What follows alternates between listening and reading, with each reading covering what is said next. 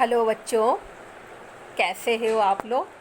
बच्चों, अब हम लोग हिंदी विषय का काव्य भाग का पाठ 7 तुलसीदास के जीवन परिचय के विषय में जानेंगे कि कवि तुलसीदास का जीवन परिचय कैसा था, उनका जन्म कहाँ हुआ था, उनकी रचनाएं व कृतियाँ कौन सी थी, उनकी भाषा शैली कौन सी थी, उनकी काव्यगत विशेषताएं कैसे थी। जैसा कि आपके बोर्ड के एग्ज़ाम में बच्चों ये क्वेश्चन आता है, जीवन परिचय लिखिए।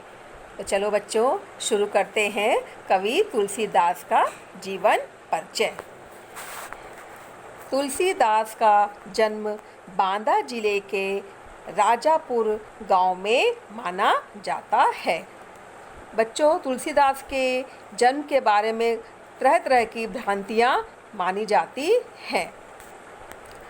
कुछ विद्वान इनका जन्म स्थल एटा जिले के सोरो नामक स्थान को मानते हैं। कहाँ मानते हैं बच्चों? सोरो।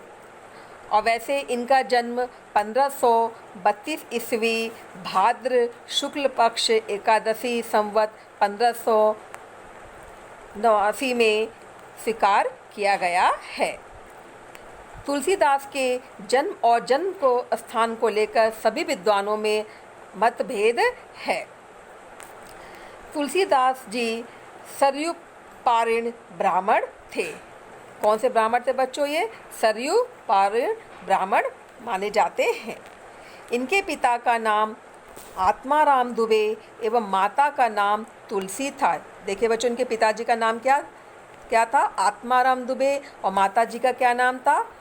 तुलसी। कहा जाता है कि अवुक्त मूल नक्षत्र में जन्म होने के कारण इनके माता पिता ने इन्हें बाल्यकाल में ही त्याग दिया था। छोटे में बचपन में ही इनके माता पिता ने इन्हें त्याग दिया और किसी दासी को पालने के लिए दे दिया था और कह दिया और इसे किसी दूसरे को सौंप दिया कि तुम इसका लालन पोषण करो। इनका बचपन अनेक कष्टों के बीच व्यतीत हुआ। बहुत संघर्ष किया इन्होंने अपने बचपन में। इनका पालन पोषण प्रसिद्ध संत नरहरिदास ने किया। किसने किया इनका पालन पोषण? नरहरिदास ने किया। और इन्हें ज्ञान एवं भक्ति की शिक्षा भी प्रदान की। पालन पोषण करने के साथ ही साथ उन्हें ज्ञान दिया, उन्हें भक्ति की शिक्षा भी प्रदान की। इन्हीं की कृपा से तुलसीदास वेद वेदांग दर्शन इतिहास पुराण आदि में निपुण हो गए। उनकी आशीर्वाद से तुलसीदास जी किसमें निपुण हो गए? वेद वेदांग दर्शन इतिहास पुराण आदि में निपुण हो गए। इन्हें अनेक शास्त्रों के अध्ययन अनुशीलन का अवसर प्राप्त हुआ। बहुत कुछ उन्होंने अध्ययन किया। इनका विवाह पंडित दीनबंधु पाठक की पुत्री रत्नावली से हुआ। किससे हुआ था इनका विवाह? इनकी पत्नी क्या नाम था? रत्नावली से हुआ था। इन्हें अपनी पत्नी से अत्यधिक प्रेम था और उनके सौंदर्य रूप के प्रति वे अत्यंत आसक्त थे। इनकी पत्नी के नाम से दो दोहे हिंदी जगत में प्रसिद्ध हैं। एक बार इनकी पत्नी बिना बताए मायके चली गई। तब ये भी अर्धरात्रि में आधी तूफान का सामना करते हुए उनके पीछे पीछे ससुराल जा पहुँचे। इस पर इनकी पत्नी ने उनकी भर्त्सना करते हुए कहा, लाज न आई आपको दौरे आए हूँ साथ। पत्नी की इस फटकार ने तुलसीदास जी को सांसारिक मोह माया से विरक्त कर दिया। पत्नी की भर्त्सना के कारण उन्होंने सांसारिक मोह माया को त्याग दिया।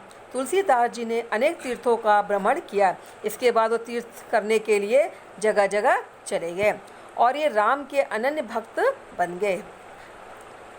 इनकी भक्ति दास भाव की थी। 1574 ईस्वी में इन्होंने अपने सर्वश्रेष्ठ महाकाव्य रामचरितमानस की रचना करी। इन्होंने बच्चों किसकी रचना करी? सर्वश्रेष्ठ महाकाव्य रामचरितमानस की रचना की तथा मानव जीवन के सभी उच्च आदर्शों का समावेश करके इन्होंने राम को मर्यादा पुरुषोत्तम बना दिया। जैसा कि आपको पता बच्चों, रामचरितमानस के अंतर्गत भगवान रामचंद्र जी का जो है उसके बारे में बताया गया, उनके आदर्श के बारे में बताया गया है। 1623 ईस्वी में काशी में इनका निधन हो गया। 1623 ईस्वी में बच्चों तुलसीदास जी का मृत्यु हो गई। इनकी मृत्यु के संबंध में यह दोहा प्रसिद्ध है। जब इनकी मृत्यु हुई तभी एक दोहा रचा गया। वो दोहा इस प्रकार है बच्चों। संवत 1680 असी गंग के तीर, श्रावण शुक्ला सप्तमी, तुलसी तज्यो शरीर। इस दिन उन्होंने अपने शरीर को त्यागा था। बच्चों इनकी रचनाएं व कृतियाँ कौन कौन सी थीं? महाकवि तुलसीदास जी ने 12 ग्रंथों की रचना की। कितने ग्रंथ हैं इनके बच्चों? 12 ग्रंथ। इनके द्वारा रचित महाकाव्य श्री रामचरितमानस संपूर्ण विश्व के अद्भुत ग्रंथों में से एक है। जैसा कि आप जानते हो, जो महाकाव्य इनका श्री रामचरितमानस है वो विश्व के जो जितने भी ग्रंथ हैं उनमें सबसे महत्वपूर्ण स्थान इनको प्राप्त है। इनकी प्रमुख रचनाएं निम्नलिखित हैं। पहला है रामलला नहछु। पहला क्या है? रामलला नहछु। दूसरा है वैराग्य संदीपनी। तीसरा है रामाज्ञा प्रश्न। चौथा है जानकी मंगल। पांचवा है श्री रामचरितमानस। छठा है पार्वती मंगल। सातवां है गीतावली। गीतावली में जिसमें कि 230 पद संकलित हैं, जिसमें श्री राम के चरित्र का वर्णन किया गया है। कथानक के आधार पर ये पद 7 कांडों में विभाजित है।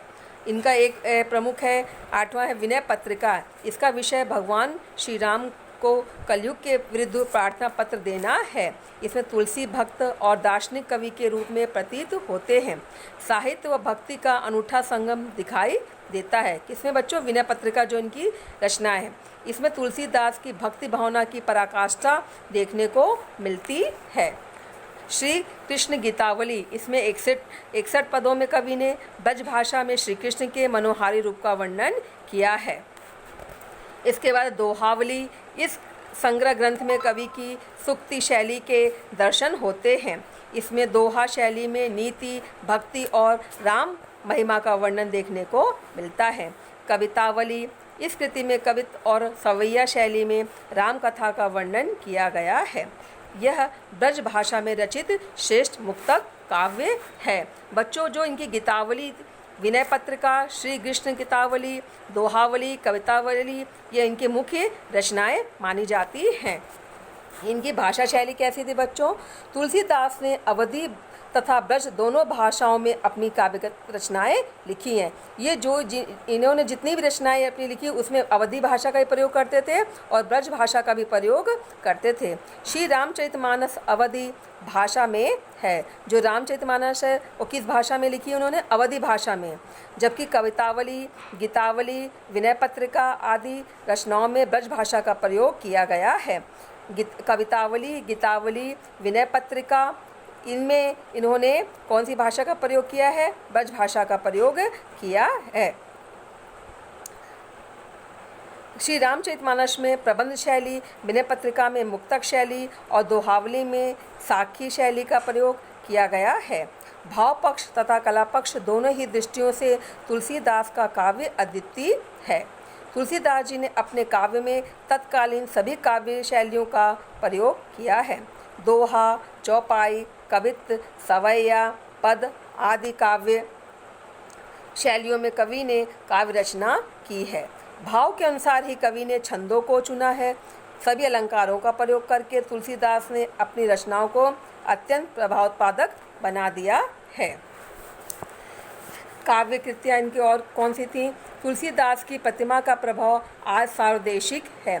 उनकी काव्य कृतियाँ अपने प्रभुत्व भाव, सामग्री, अनुपम भाव, अभिव्यक्ति, समृद्ध भाषा शैली, प्रचुर कल्पना, सृष्टि, अद्भुत वस्तु विन्यास और उत्कृष्ट कला कौशल के कारण हिंदी काव्य में श्रेष्ठ है। इनकी काव्यगत विशेषताएं कैसी थी बच्चों? गोस्वामी तुलसीदास हिंदी के सर्वश्रेष्ठ कवि हैं। इन्हें समाज का पथ प्रदर्शक कवि भी कहा जाता है। इसके द्वारा हिंदी कविता की सर्वतोन्मुखी उन्नति हुई। मानव प्रकृति के जितने रूपों का सजीव वर्णन तुलसीदास जी ने किया है उतना अन्य किसी कवि ने नहीं किया है। तुलसीदास जी को मानव जीवन का सफल पारखी कहा जा सकता है। वास्तव में तुलसीदास जी की हिंदी के अमर कवि हैं जो युगों युगों तक हमारे बीच जीवित रहेंगे। तुलसीदास जी महान लोक नायक श्री राम के महान भक्त माने जाते थे। इनके द्वारा रचित श्री रामचरितमानस संपूर्ण विश्व साहित्य के अद्भुत ग्रंथों में से एक है। यह एक अद्वितीय ग्रंथ है जिसमें भाषा, उद्देश्य, कथा वस्तु, संवाद एवं चरित्र चित्रण का बड़ा ही मोहक चित्रण किया गया है। इस ग्रंथ के माध्यम से इन्होंने जिन आदर्शों का भावपूर्ण चित्र अंकित किया है वे युग युग तक मानव समाज का पथ प्रशस्त करते रहेंगे। साहित्य के क्षेत्र में कवितावली, गीतावली, विनय पत्रिका, दोहावली का विशेष महत्व है। इनके इस ग्रंथ में श्री राम के चरित्र का विस्तार पूर्वक वर्णन किया गया है। मानव जीवन के सभी उच्च आदर्शों का समावेश करके इन्होंने श्री राम को मर्यादा पुरुषोत्तम बना दिया। तुलसीदास जी ने सगुण, निर्गुण, ज्ञान, भक्ति, शैव, वैष्णव और विभिन्न मतों एवं संप्रदायों के समन्वय के उद्देश्य से अत्यंत प्रभावपूर्ण भावों की अभिव्यक्ति की है। बच्चों, इनकी जो अभी आप कविता पढ़ोगे इसमें भी इन्होंने इनकी जो पहली कविता है भरत राम का प्रेम, इसमें भी उन्होंने बड़ा ही अच्छा वर्णन किया है।